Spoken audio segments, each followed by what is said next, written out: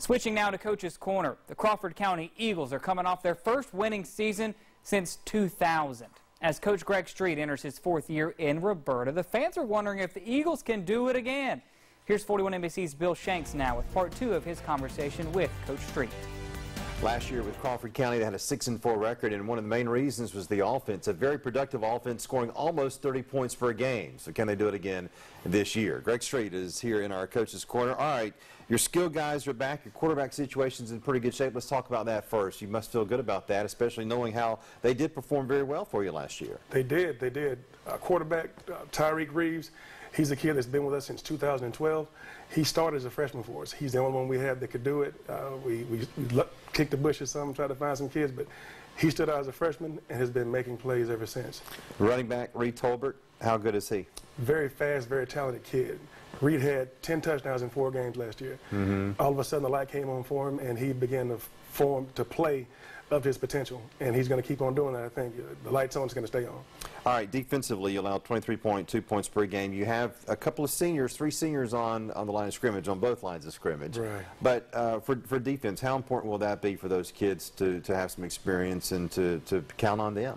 Well, you know, as with anything in football, high school especially, you have to be able to play defense. This is South Georgia, Middle Georgia, and defense is king. And if you, well, how's the adage go? If they don't score, you win. Yeah. So right. We've got 3 kids up front that have some experience. They're going to play both sides of the football, and when you have a team that fills 9 of 11 kids playing both ways, those big guys need to rest. Yep. But they don't have that luxury. You know, you've got a 6-4 record to look back on, and I would imagine in your mind you don't want to go backwards. No. I mean, especially from where you've come with this program, you've got to kind of keep going, even if it's 6-4 again. You don't want to go. You don't want to slide backwards. Do those kids feel that too, Greg?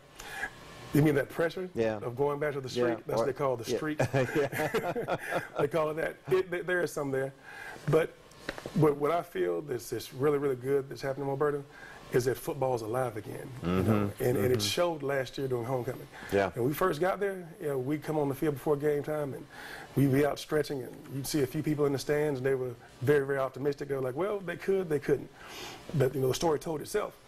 And last year during homecoming, you know, there were probably 150 people in the stands before the game. We had smoke coming from the concession stand behind us and over the hill. Yeah. And it rolled onto the field, and people were making noise and chanting and yelling and go Eagles.